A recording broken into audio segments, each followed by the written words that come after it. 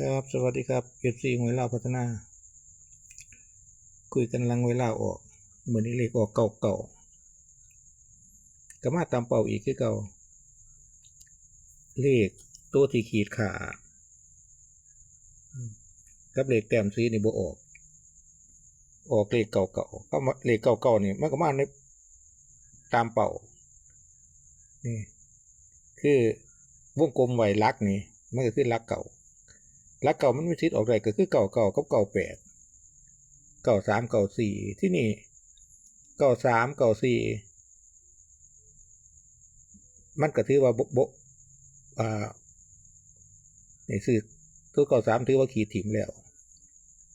ตัว94นี่ก็ซื้อได้98ก็ซื้อได้99ก็ซื้อได้เลขเด่นมันมีอยู่แค่นี้ซึ่งแต่ที่แรกก็ว่าคันออกเลขเป๋านี่ก็คือ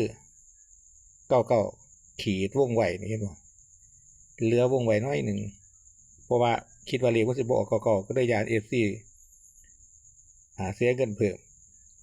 ก็เลยลบวงกลมออกแต่ไปนั่งซื้อคือเก่าเพราะว่าบ่แม่นเลขขีดขาก็หวังว่า FC สามารถนำไปเป็นแนวทางได้โดยเฉพาะเลขแต้มซีแล้วก็เลขขีดขานี่บ่มางวดนี้มาตามเป่า